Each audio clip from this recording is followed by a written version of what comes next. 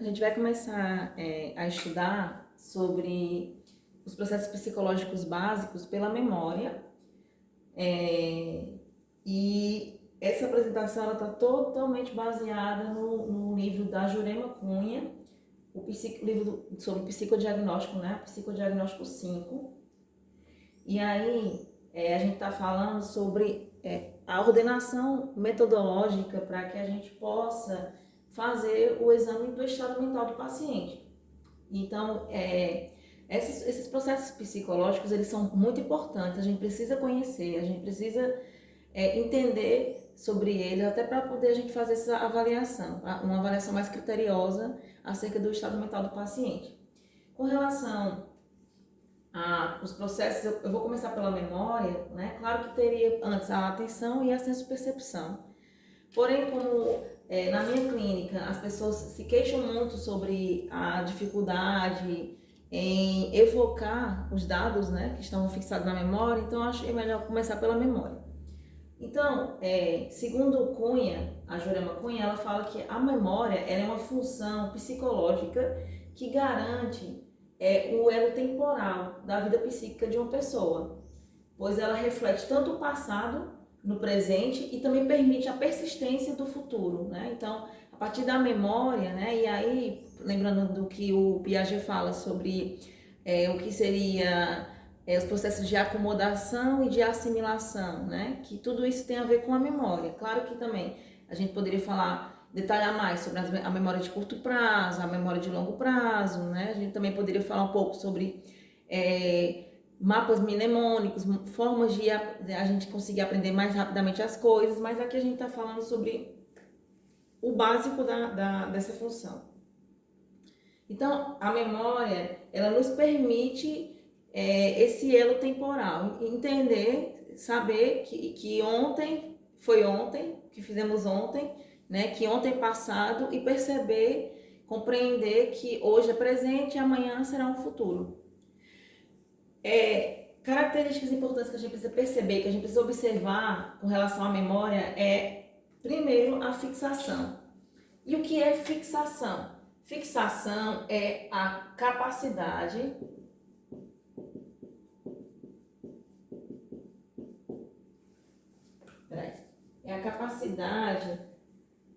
para fixar dados, né? Obviamente. Então, existem patologias que impedem, que dificultam essa capacidade para fixar dados, né? Claro que muitas vezes um treinamento, né, uma orientação, um processo de psicoorientação pode ajudar o sujeito a fixar melhor os dados, porque na verdade muitas vezes esses dados, os estímulos do ambiente, eles não chegam nem à memória, eles não foram fixados. É porque a pessoa está com essa dificuldade, muitas vezes o processo de estresse, né? O de estresse ele provoca, não só o de estresse, mas por exemplo, a depressão, provoca essa dificuldade para fixar dados. Então, depois da fixação, é importante que a gente perceba esse outro mecanismo, né, da memória, que é a evocação.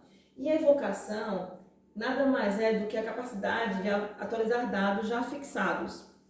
Então, evocação atualizar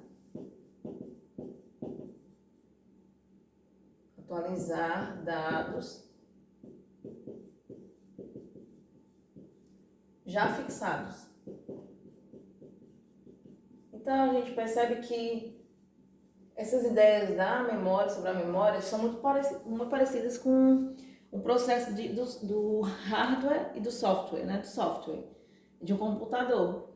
Então, a memória, quando a gente fala memória de curto prazo, de longo prazo, lembra muito realmente esses mecanismos do computador, da computação, né? Então, essa evocação é justamente você conseguir lembrar de coisas, lembrar e atualizar coisas que você já tinha sido fixado em algum momento da sua vida. E aí, o esquecimento, ele é muito importante porque no geral, as pessoas se queixam muito de esquecimentos, né? E o esquecimento nada mais é do que justamente a impossibilidade de fazer sua evocação, né? Então, quando alguém fala que esquece demais, então o esquecimento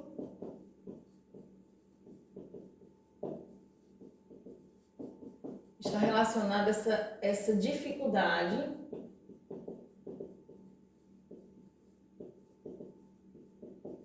para evocar os dados já fixados. Então, isso é o esquecimento.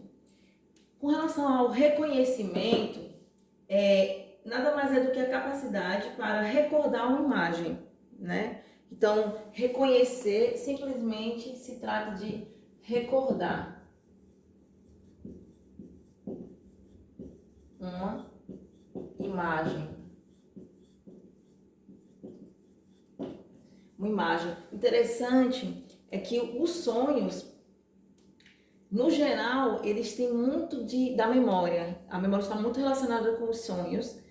E se a gente para pensar, quando a gente sonha, é muito visual. A gente vê imagens, são imagens, né? Que a gente vê. É muito difícil você sonhar e você saber, lembrar que foi falado muita coisa.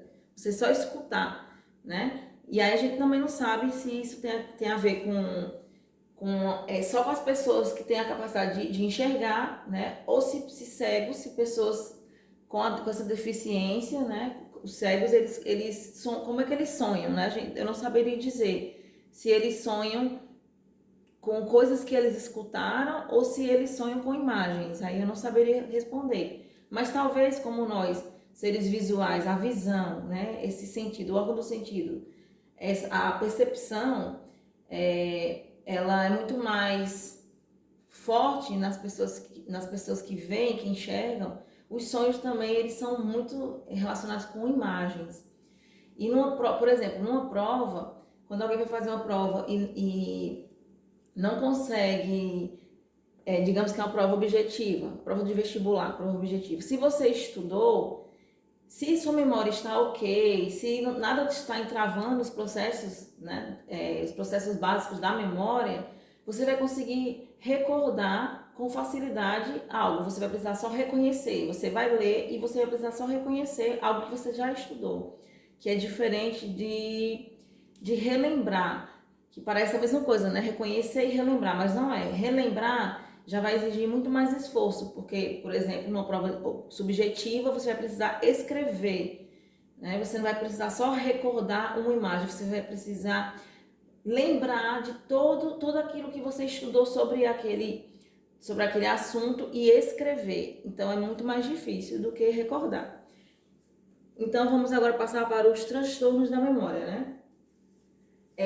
Os transtornos quanto à memória, eles estão relacionados tanto à fixação e à evocação, eles podem estar relacionados, né? Então, essa dificuldade de você fixar ou de você evocar os dados.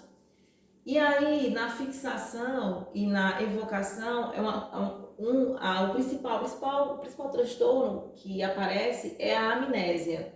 Eu acredito que todo mundo já ouviu falar nessa palavrinha, amnésia.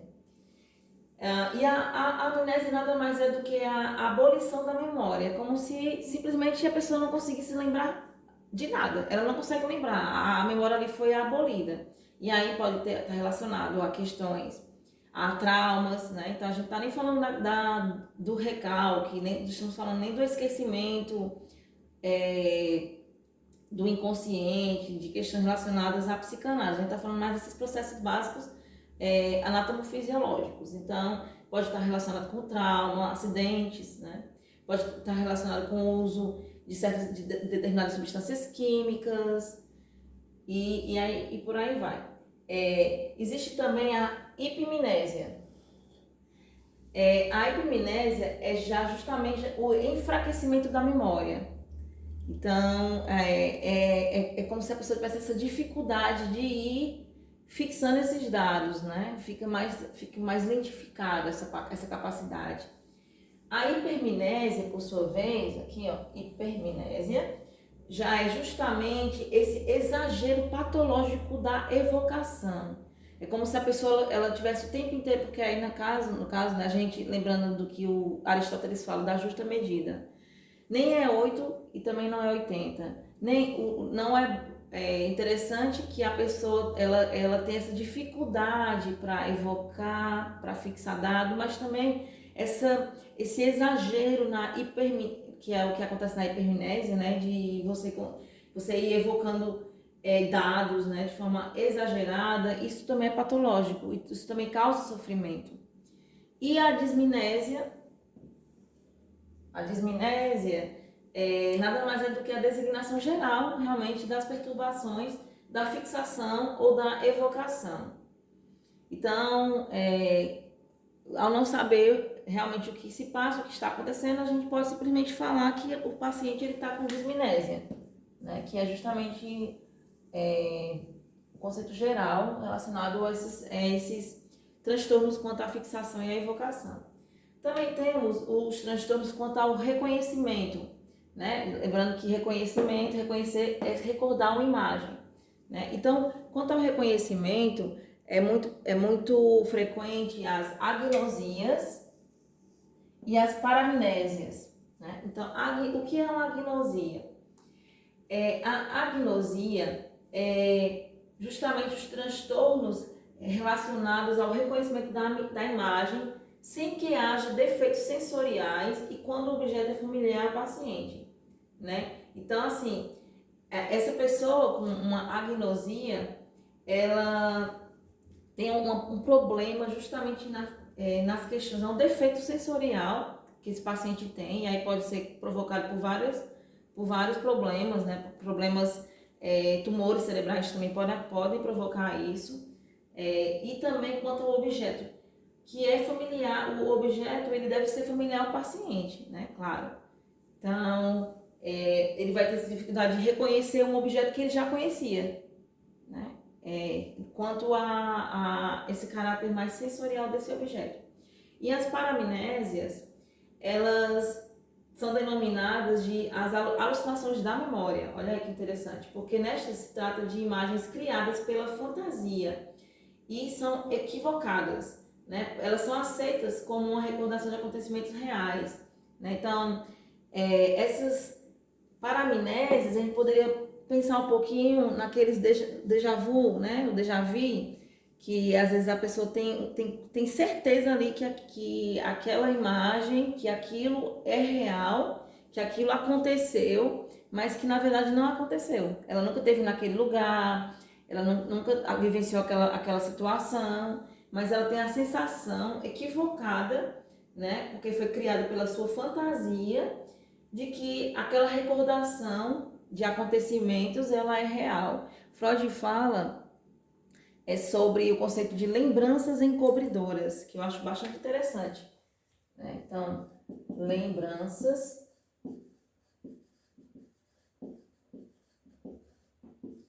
encobridoras.